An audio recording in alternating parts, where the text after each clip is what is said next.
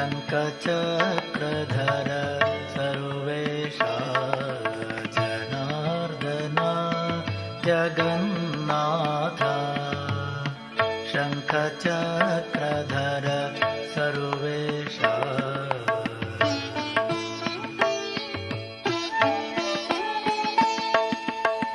श्रितजनपाल श्रीनिवास श्रितजनपाल श्रीनिवास कलियुगवरद श्रीवेङ्कटेश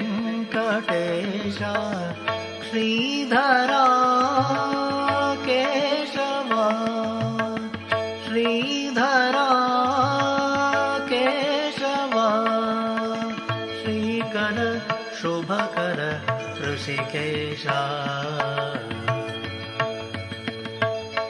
जनार्दन जगन्नाथ शङ्खचक्रधर सर्वेश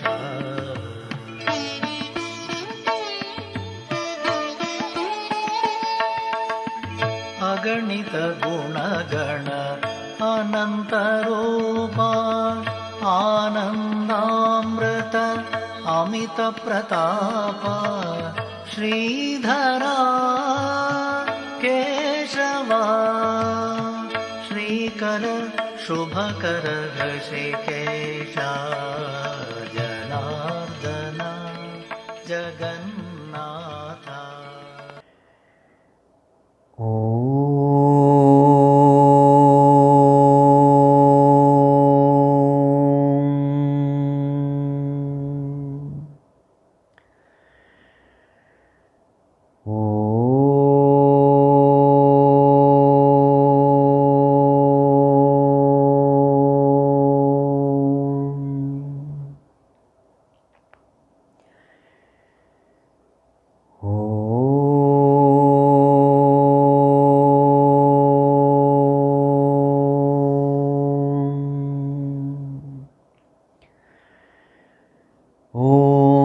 सहना भवतु सहनौ भुनक्तु सह वीर्यं करवावहै तेजस्विनावधीतमस्तु मा विद्विषावहै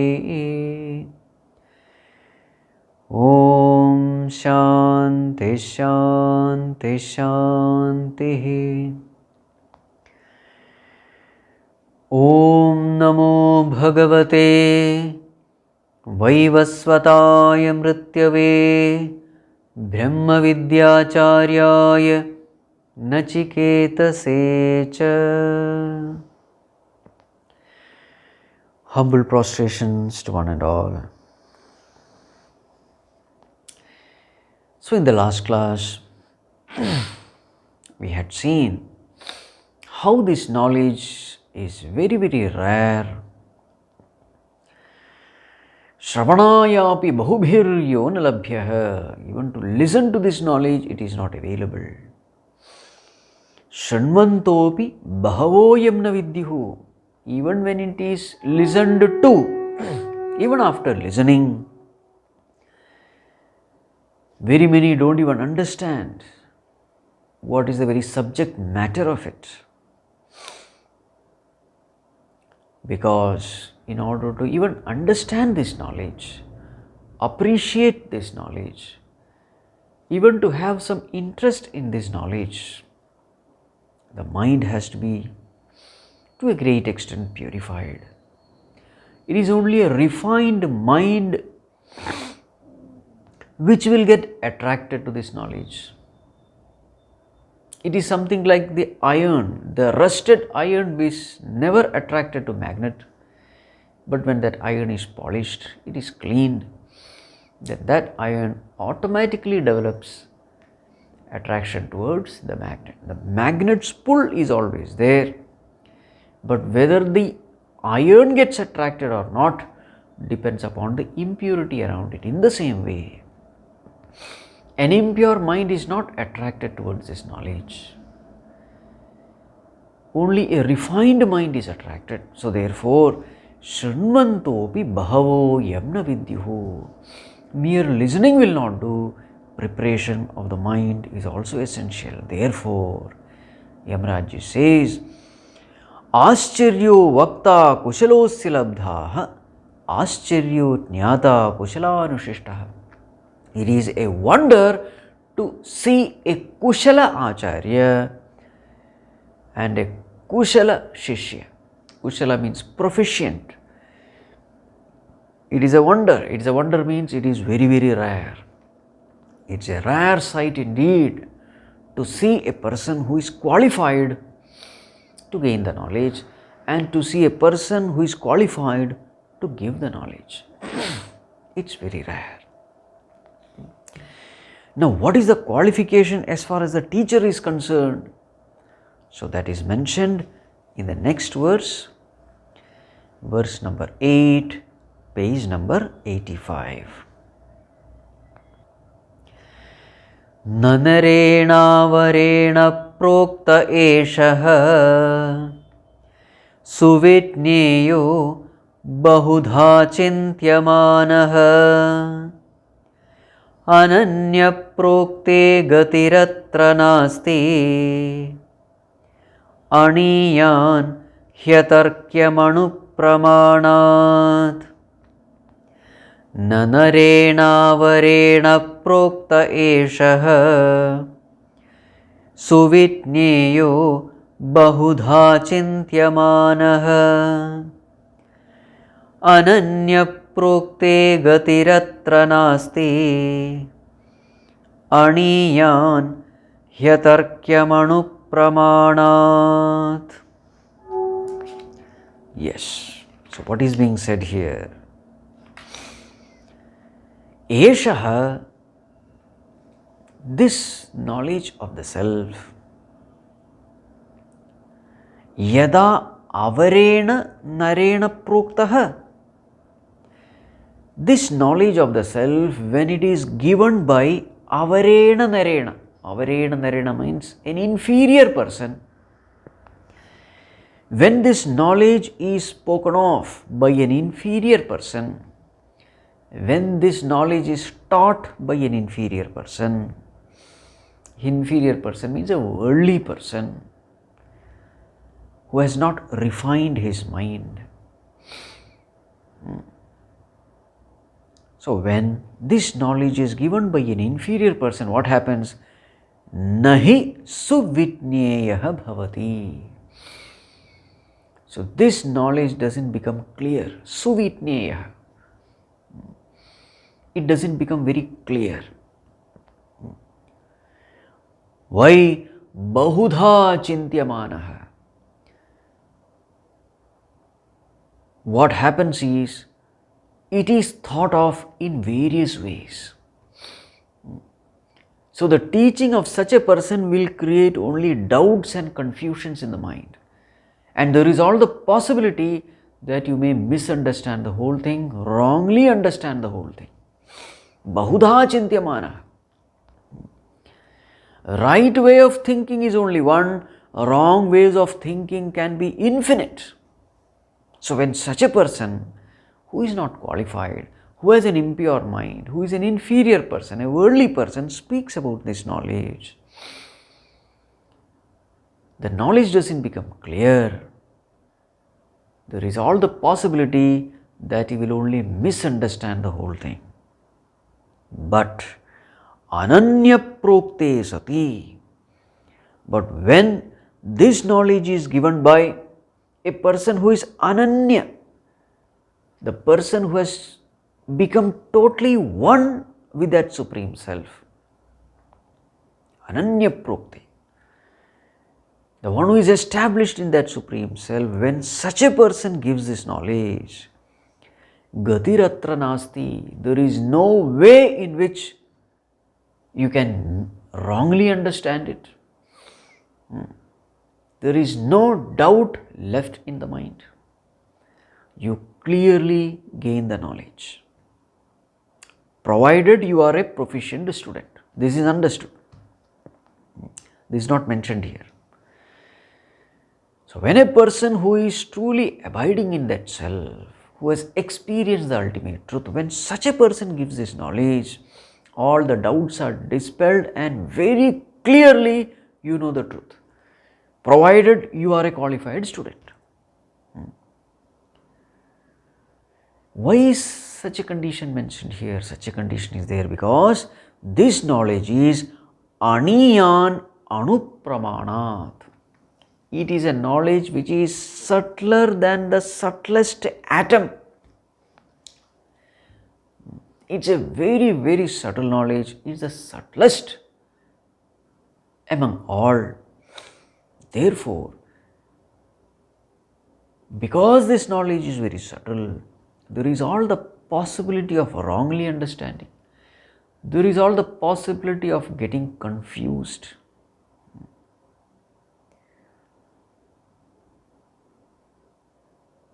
Not only that it is very subtle, it is atarkyam. It is a knowledge which can never be gained through tarka, argumentation, or logical analysis. This knowledge is something which cannot be known by mere logical reasoning. So therefore, because this knowledge is subtle and because this knowledge cannot be known through logical reasoning, therefore it is difficult. But when a person who is established in that truth, when he gives that knowledge, it becomes very clear. But if a person who is not qualified, an inferior person, a worldly person, when such a person speaks about it, things will not be clear. So what is narena avarena, inferior person? So here Bhagavan Shankarācharyaji writes, hinena prakrita buddhina. A person who is inferior means what? So in spirituality, inferior person, it has nothing to do with jati, caste, or gender, whether it is a man or a woman, no. So whenever we speak of an inferior person, it is with respect to the mind. Uncultured person, unrefined person, extroverted person, worldly person, sensuous person. So such a mind is a gross mind. So a person with such a gross mind is called avarena narena, inferior person. Prakrita buddhina, not samskrita buddhina, but prakrita buddhina. So when such a person speaks about this knowledge, nothing will be clear. Even if a qualified student is sitting there, he will be totally confused. But when it is spoken by a person who is established in that truth, ananya prokte gatiratra nasti, then everything becomes very clear. So here the qualification of the teacher is emphasized. Now a question may come, if this is true, Swamiji, in Chinmaya mission there are so many people who are taking classes. Because in Chinmaya mission the most important thing is pravachan, taking classes, attending classes. There are so many study group members who are taking, there are so many swamis and brahmacharis who are taking. So therefore, does it mean that all these teachings are ineffectual? So here we have to understand one thing clear. So when it is said an inferior person or an inferior teaching, what do you mean by inferior teaching? So point number one, when the teaching is done with inferior motives, then that is an inferior teaching. What do you mean inferior motives? Inferior motives means you are teaching for getting some money, for getting some name, fame, etc. to show off your knowledge. Now teaching can be done with various intentions. So when such a teaching is given, many times kathakar, they do the katha, but this is the intention behind. So when the intention is impure, the teaching is inferior. Also, when the teaching is given with an academic interest, with a merely academic interest, like for example, when the professor is teaching Shankara philosophy in the colleges. So when the professor is teaching, what does he say? This is the philosophy of Shankarācharya. Means what? I don't believe in it. This is his understanding, this is his idea. So this is the way the teaching is given. So when the teaching is given with an attitude that I don't believe in it, this is what is being said, so this again becomes an inferior teaching. So when teaching is given where I don't believe in the teaching, I don't consider the teaching to be the highest teaching, and I don't try to live, I don't try to exert myself in trying to live up to the teaching. When I don't do any sadhana in order to reform myself, in order to gain that knowledge, when I don't give any value to that knowledge, when that knowledge is not my highest priority in life, and then when I give this knowledge, then understand that teaching is an inferior teaching and that teacher is an inferior teacher. So this is the way we have to understand. But suppose there may be a person who may not be a Jnānī, but he is a sadhaka, he is a sincere sadhaka who has made this as the very goal of life and is sincerely pursuing to gain that goal. From the depth of the heart he is working hard to gain that goal. When such a person teaches, then definitely that becomes an effective teaching. So when the words come, it comes from the very depth of his heart because he truly believes in what is being said. He means what he says and he is trying his level best to live up to what is being said. When such words from such a person comes, it comes from the depth of his heart, and such words which are coming from the depth of his heart has the ability to penetrate the heart of the listener, and it has the ability to move the heart of the listener. This is what we have to understand.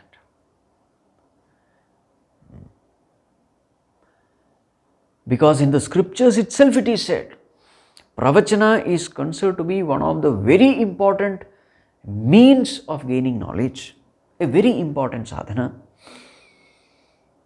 Because when we do this Pravachan, you have to study, you have to contemplate, and when you are speaking about it, you are constantly thinking about that knowledge. So Brahma-vichāra is happening, Mananam is happening, reflection is happening, contemplation is happening, and that is why you are speaking about it. Only then you can speak about it. The mind is constantly reveling in that supreme truth. So then what happens? Because the mind is constantly thinking about it, you are abiding in that truth. And another great advantage is it prevents all the negative thoughts from entering into the mind. And that's why you will find when you have truly given a talk or when you have attended a discussion where constantly the discussion is about something higher, you will find that when you come back after the talk, after the discussion, or after even listening to a discourse, you see the state of your mind. You will find that the mind is so elevated. Why is the mind elevated? The mind is elevated because constantly it was reveling in something higher. See the difference. When you go and attend a gossip, you participate in a gossip, and after 1.5 hours you come back, or even half an hour you come back, what happens to the state of mind? You will find that the mind is disturbed. There is a sense of feeling of guilt that you have wasted your time. So the most important thing is, where is the mind? So if pravachana is done with the right attitude, when you have spoken on the scriptures with the right attitude, and now what is the right attitude?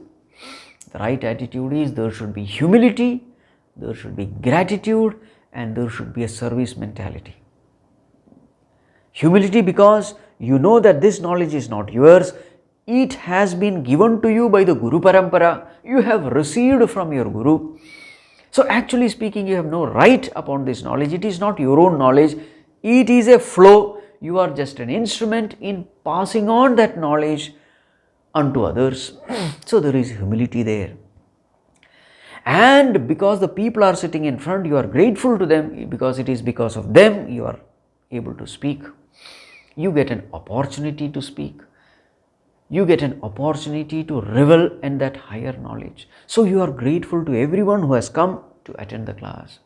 So there is humility, there is gratitude, and there is a service mentality. You are doing a wonderful service when you are giving this knowledge to others, because this knowledge has the ability to put an end to all kinds of suffering. This is a great service. This is a service unto Guru Parampara. This is a great service unto mankind. So with this attitude, when you teach, when you speak about the scriptures, you will find that mind becomes totally elevated. So pravachana is a wonderful means as far as spiritual sadhanas are concerned. Listening elevates the mind, and speaking also elevates the mind. And that is why in Taittiriya Upanishad, you find that pravachana is given lot of importance. Svādhyāya and pravachana is given lot of importance. You find this portion in Shikshavalli. Ritam cha svādhyāya pravachane cha, satyam cha svādhyāya pravachane cha, tapas cha svādhyāya pravachane cha, damascha svādhyāya pravachane cha, shamascha svādhyāya pravachane cha.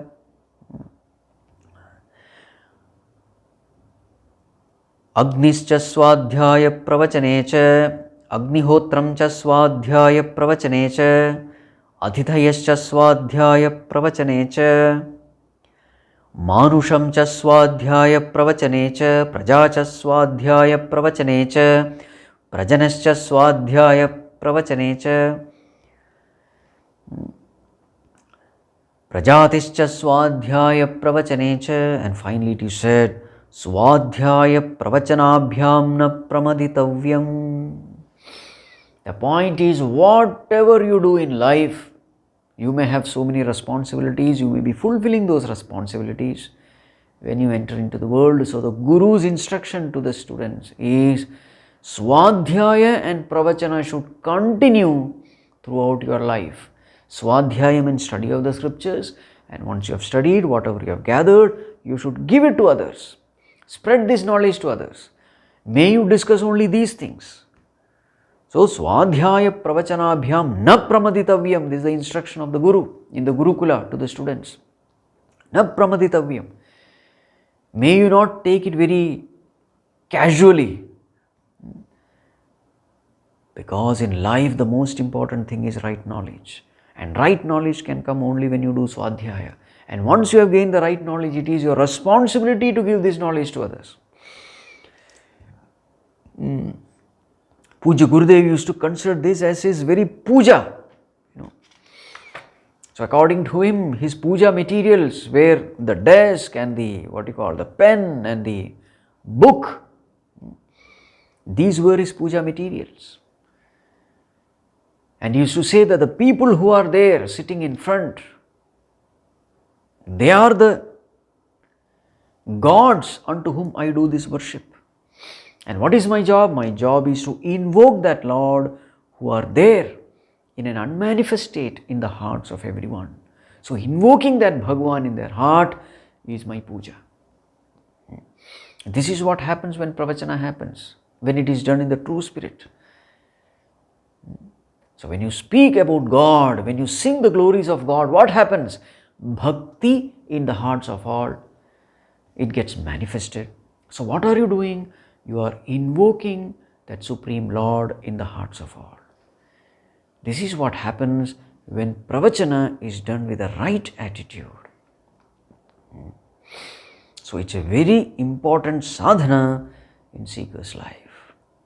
So therefore that is not criticized here. So this has to be clearly understood. The point is this: let us make our intention clear, and whatever we speak, let us try to put forth effort in trying to live it.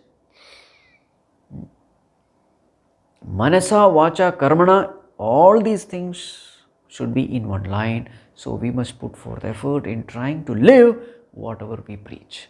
Only then the preaching will be effective, not only for you but for others also. This way we have to understand.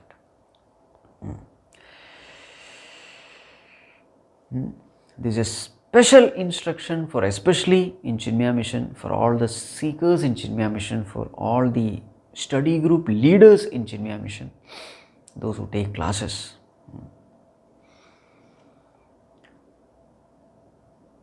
Right. Now what is said here? Ananya prokte gatiratra nasti. Ananya prokte gatiratra nasti. So here Bhagavan Shankarācharyaji gives 4 different meanings. So first meaning is ananya prokte. So what does it mean? Ananya prokte means ananyena aprathak darshina acharyena brahmatma bhutena prokte. So here ananya means the acharya. Who is that acharya?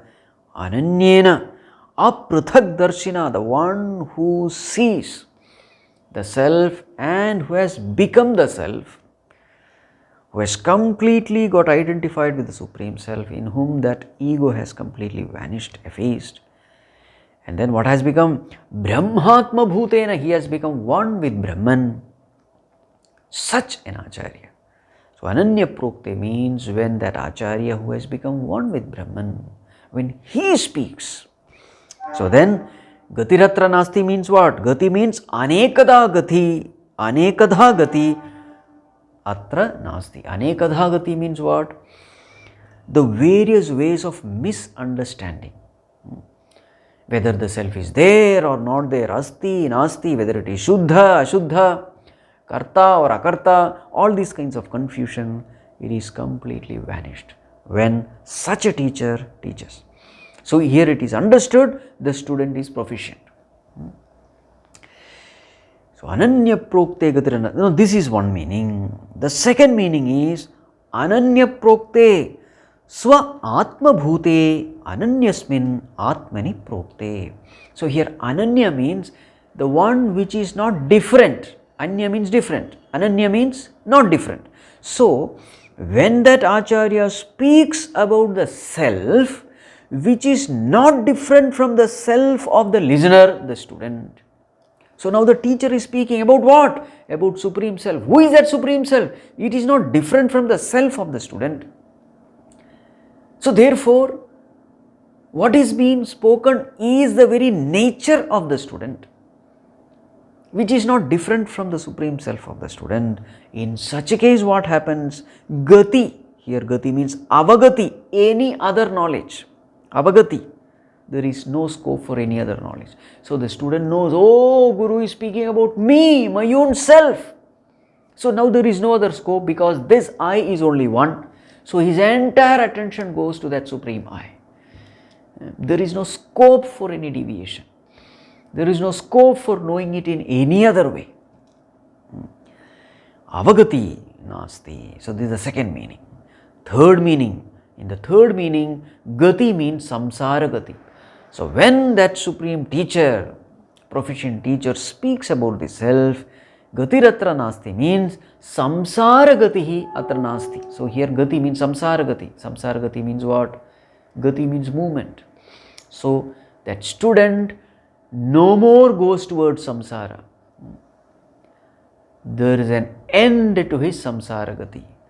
Transmigratory existence, this birth-death cycle comes to an end. This is the third meaning.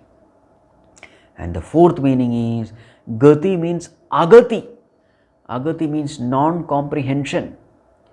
So when such a teacher, proficient teacher, speaks about it, there is no non-comprehension.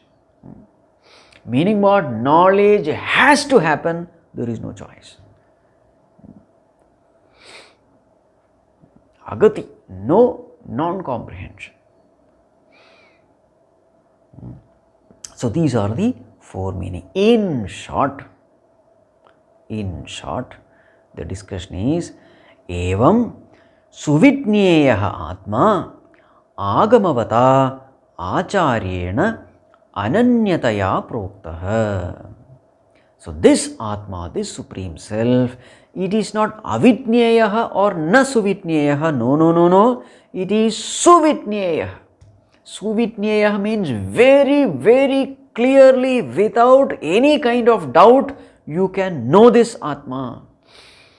Without any kind of ambiguity. It is something which, because it is absolute truth. So absolute truth cannot be two or ambiguous. No, it cannot be confusing. It has to be only one. So that which is only one can be very clearly understood, provided an Acharya is there who is ananyata, who has become one with it, and who is agamavata, meaning he has understood the supreme truth based on agama, the scriptures. And how did he gain the knowledge? He got it from his teacher. So he falls under the category of that Guru Parampara.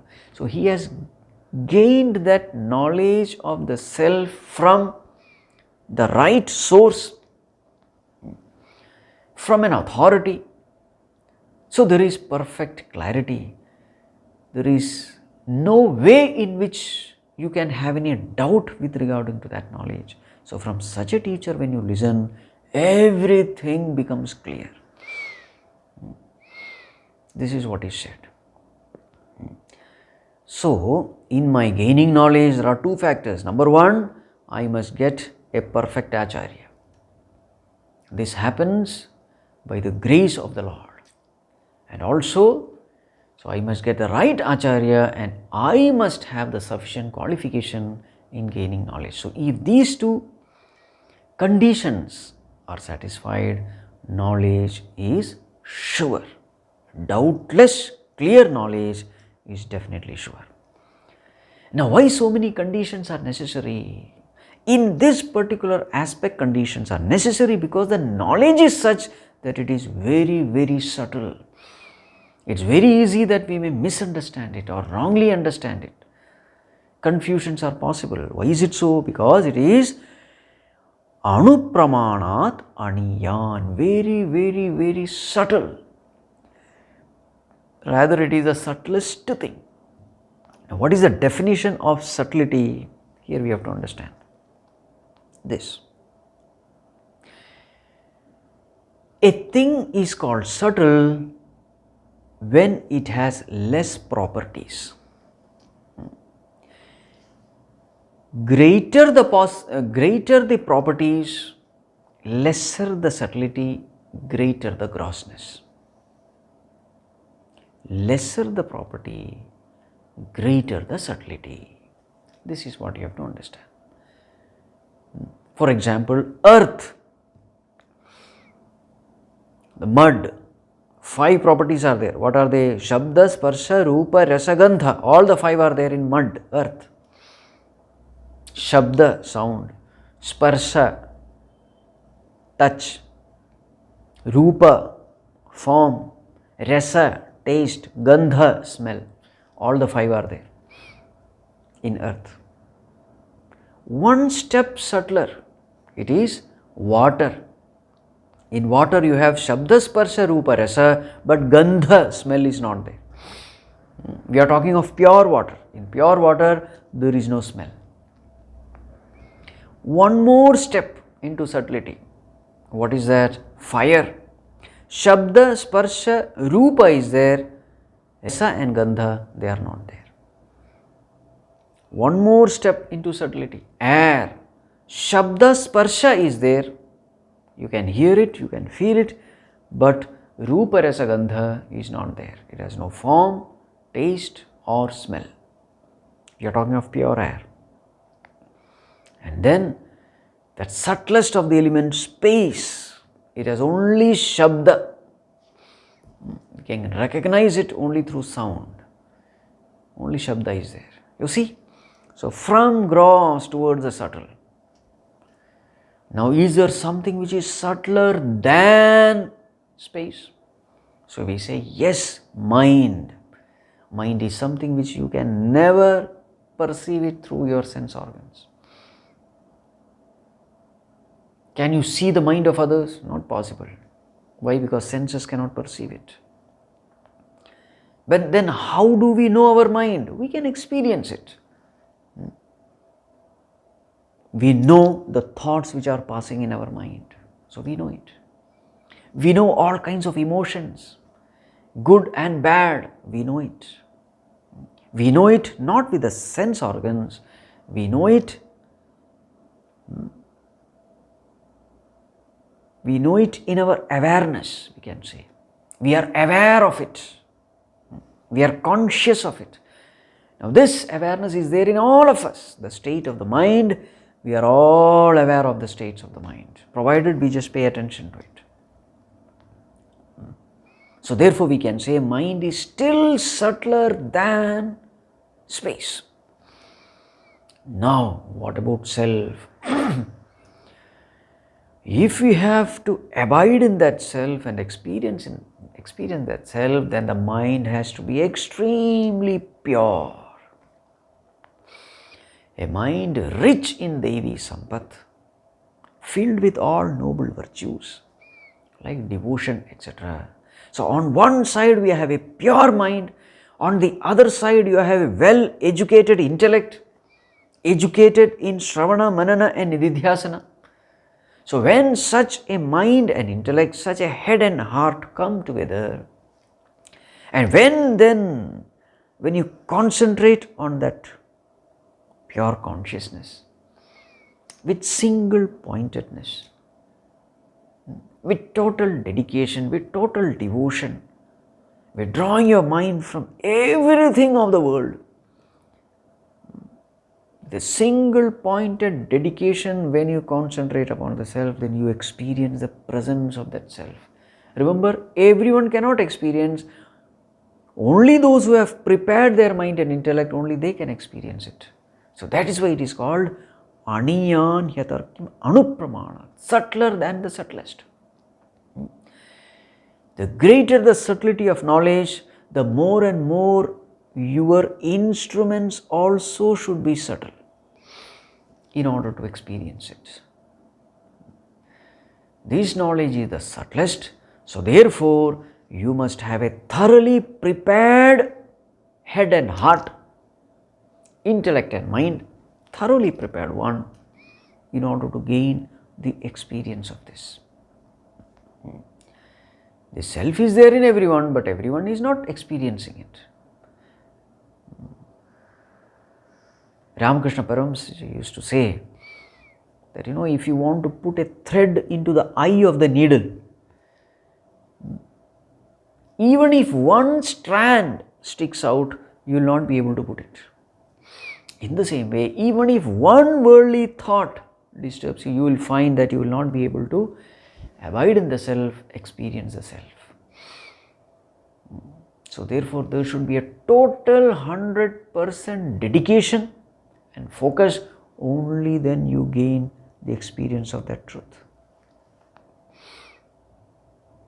So that is why it is said, Aniyan Anupramanat, very subtle.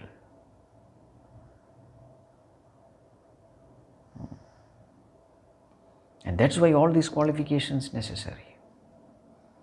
Subtler the knowledge, greater the qualification necessary. A gross, heavy mind cannot soar higher. It is only the lighter mind which goes higher and higher. In the world also we see this. Lighter things, they easily go higher. Heavier things, they settle down. In the same way, if we have to meditate upon this highest, then mind has to soar to the highest. Which mind will soar? Only a light mind will soar. What is a light mind? A pure mind is a light mind. A virtue-filled mind is a light mind. A refined mind is a light mind. Such a mind alone can soar and grasp that pure self. Only a pure mind can grasp that pure self. It is like the sunlight. Only a well-polished surface can reflect the sun as it is, not a rough surface like a stone. A mirror is able to reflect. So in the same way, the mind has to be refined that way in order to experience the properties of the self, which is Sat, Chit and Anand. The instrument should be equally pure in order to reflect the purity of the self. So that is why it is said Aniyan Anupramanat. And also,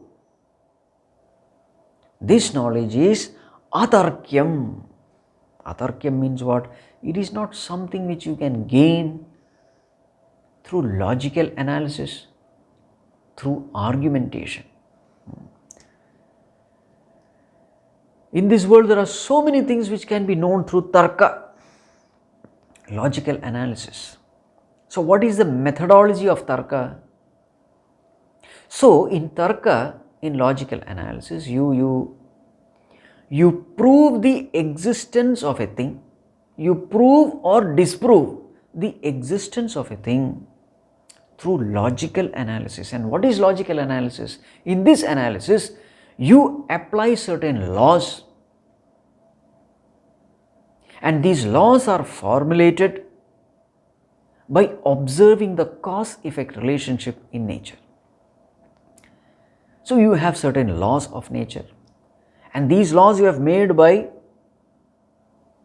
observing the nature through the cause-effect relationship. The whole world is functioning based on cause-effect relationship.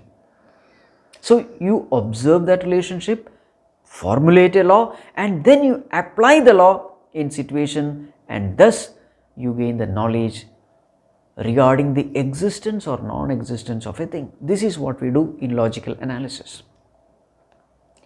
For example, the law is, let us say, wherever there is smoke, there is fire. Now this is a law. How did you come to this law? You observed this cause-effect relationship. Fire is the cause, and as a result, as an effect, you find the smoke. Smoke is the effect, fire is the cause. So there is a cause-effect relationship, and thus you made this law. Wherever there is smoke, there is fire. Now you have made a law. Now you are seeing a mountain far, far away, and you see a smoke there. Now you can't go there, and you are not seeing fire also. But seeing the smoke, what you do? You apply this law there. So what is this law? Without fire, smoke cannot be. So therefore, when you apply, you say smoke is seen, so definitely there is fire there. Even though you are not seeing fire, you conclude the existence of fire. Now see. So what is logical analysis? You prove the existence or non-existence of a thing by applying the laws which are formulated through cause-effect relationship.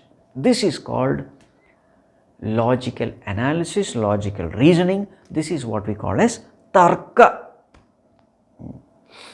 Tarka. Now the question is, can you prove or disprove the existence of God or the existence of Supreme Self through logical analysis? This is the question. Now you will find that this methodology will not work. Forget about God. Even in simple things, this methodology will not work. The logical analysis. For example, suppose there is a blind person. Now you want to prove to this blind person that the color of this object, which he is not able to see, is say blue. There is a blue color, there is a green color, there is a red color, all these colors are there. How will you prove the color of a thing to a blind person? Can you do it through logical analysis? No way. The only means is he must have eyes, and with the eyes he must see. Isn't it? So logical analysis will not work even in such simple thing. The means of knowledge in this example is eyes. Only through eyes you can know which color. In the same way, all the five senses. Again, the emotions that I feel in the mind, the experiences in the body, you cannot logically prove anything.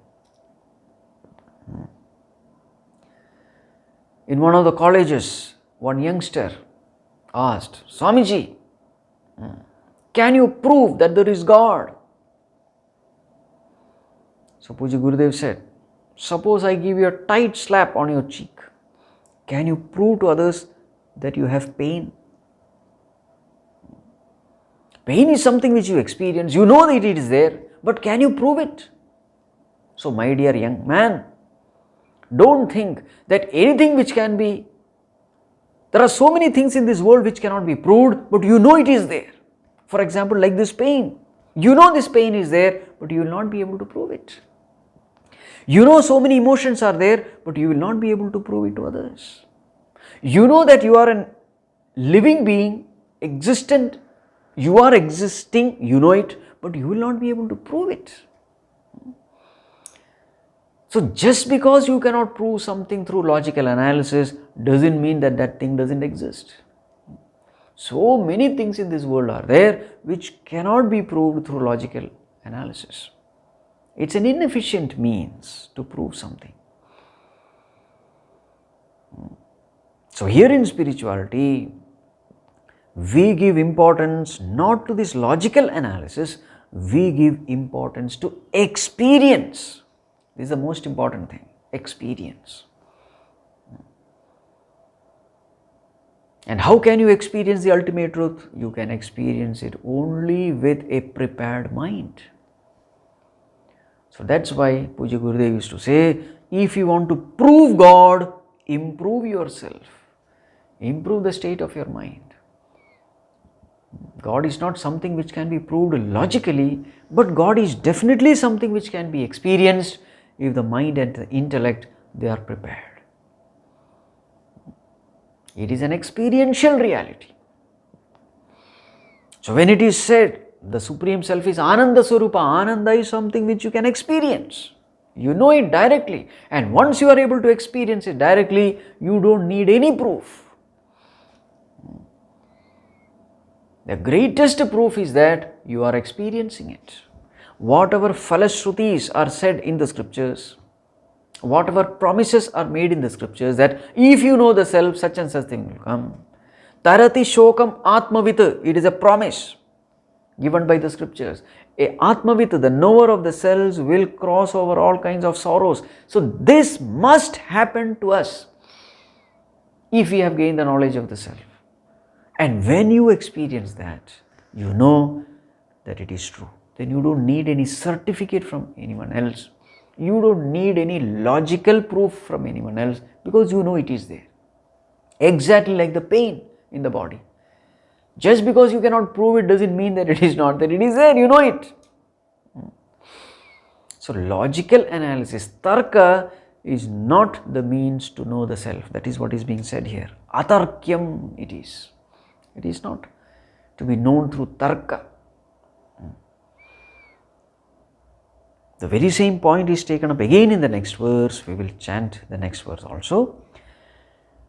Verse number 9, page number 88. Naisha tarkena matirapaneya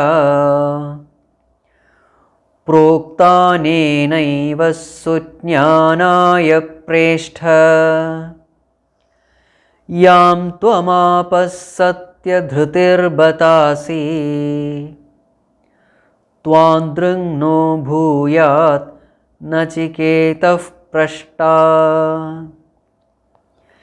Naisha tarkena matirapaneya proktanenaiva sujñānāya Preshta yam tvamāpas dhrutirbatasi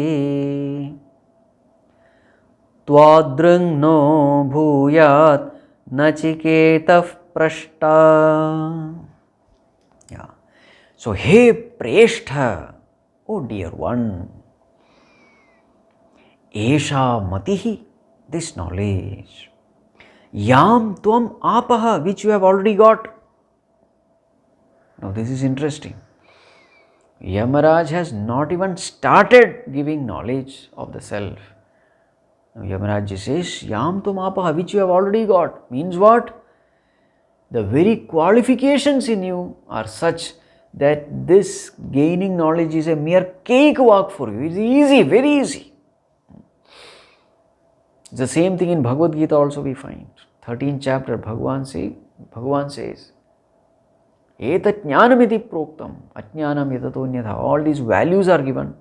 amanitvam, adambitvam, etc. And finally Bhagavan says this only is knowledge. Meaning the person who has these values in life know for sure that gaining knowledge is not at all difficult for him.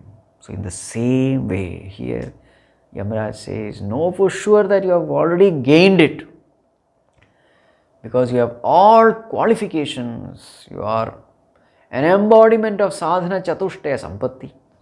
So therefore it's just a matter of time. Yam tvamāpa, this knowledge which you have already gained, tarkena na apaniya. This is not something which you can gain by tarka, argumentation. Anyena eva prokta sujñānāya bhavati. When a tarkika explains it, you will not get it. When you try to logically analyze and try to gain this knowledge, you will be a failure. But anyena eva prokta, but when someone else, anya, speaks about it, someone else means what?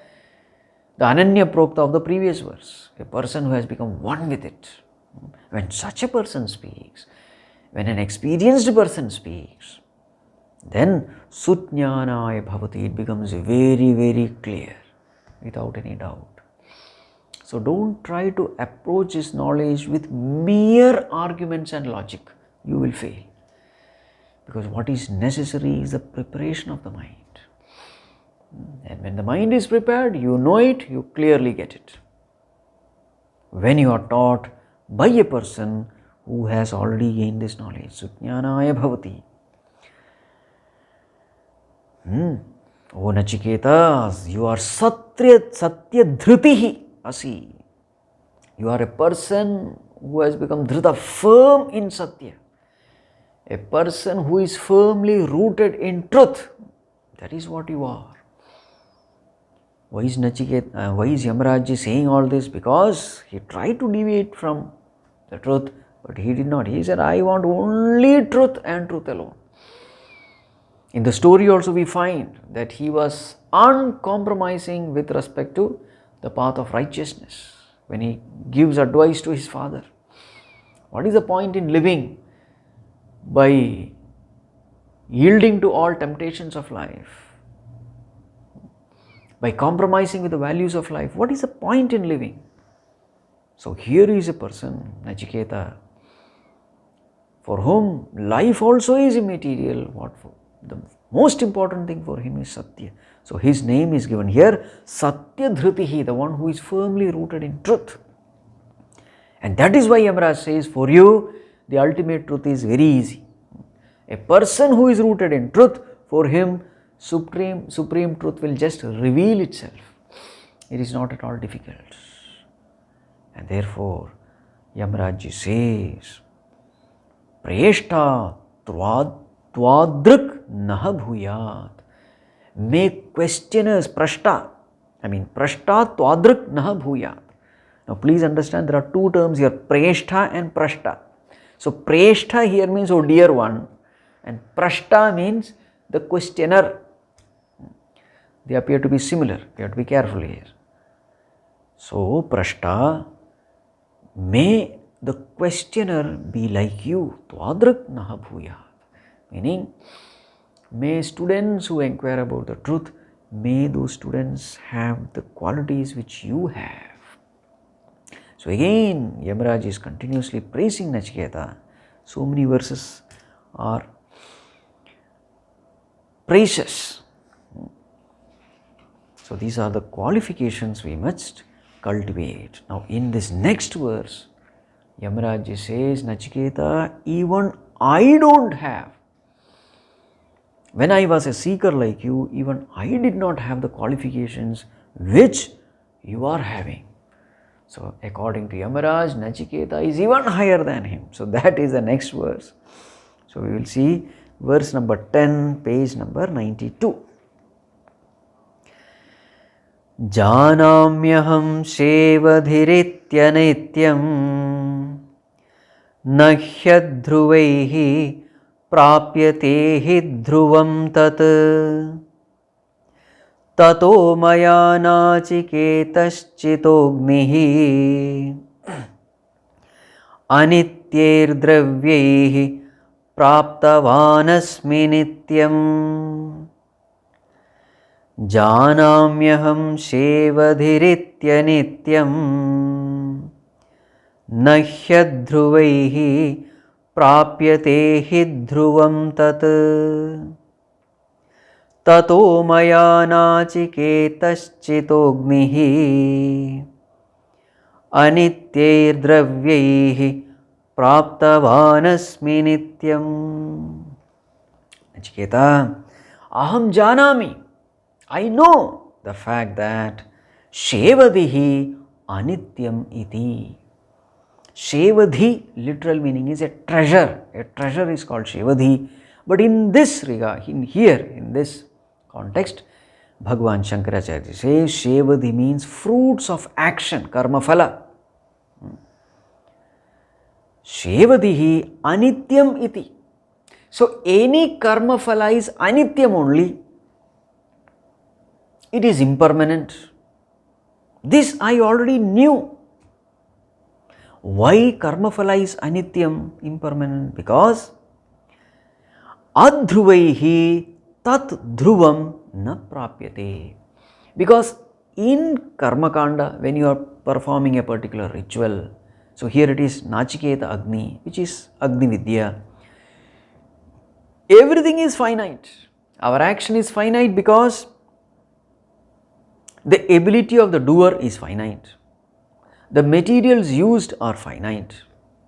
In a finite time, in finite space, action is done. So therefore, it is adhruva, impermanent. So the logic is adhruvaihi tat dhruvam na prapyate. So how can you get infinite result by finite action? How can you get permanent result by impermanent action? Adhruvaihi tad dhruvam na prapyate. This aham janami, I knew it. I knew that this, when I perform this Nachiketa Vidya, results will be impermanent. But in spite of that, I could not control myself. I was so tempted because of the pleasures of the heaven, etc. So therefore, maya anityaihi dravyaihi nachiketah agnihi chitah. So therefore, with this anitya dravya, these impermanent things necessary to do that ritual, Nachiketa agnihi chitah. The Nachiketa Agni was performed by me. That particular ritual to go to heaven, this particular ritual was performed by me. Why? Because I could not control myself. Because the temptation was so much. Temptation to go to Swarga and hold that particular post of Yamarāja, the temptation was there. It is because of which I did this Nachiketa Agni. And today, Nityam Praptavan Asmi. So, as a result of this Nachiketa Vidya, as a result of this ritual, this sadhana, today I have attained that realm, Nityam, which is permanent. Now, please understand here, Nityam means relatively permanent. So, heavenly realm is relatively permanent compared to this worldly realm, because thousands and thousands of years you remain there. So we can say it is relatively permanent. So that is the meaning here, Nityam. Otherwise that is also Anityam only, because once all the Punya Karma Phalas are over, we have to come back to this world. So it is also Anityam only. So here Yamarāja is saying, Nachiketa, your qualifications are so great. You are even one step higher than me. Because when I was a sadhaka like you, a seeker like you, even I did not have this much of vairagya and viveka and mukshutvam which you are exhibiting. Because this Nachiketa Vidya was so tempting, even I did it, knowingly well that this is only going to give me impermanent result. But still I did it. I could not resist the temptation of going to heaven. So Nachiketa, aho buddhimata tava, indeed you are great. So these are all the verses praising Nachiketa, meaning praising the qualifications necessary for gaining this Vidya. Next verse we will take up in the next class. Om Sarve Bhavantu Sukhinah Sarve Santu Niramayah Sarve Bhadrani Pashyantu Ma Kaschit Dukkha Bhag Bhavet Asato Ma Sadgamaya Tamaso Ma Jyotirgamaya Mrityorma Amritam Gamaya Om Shanti Shanti Shanti Harihi Om Shri Gurubhyo Namaha Harihi Om.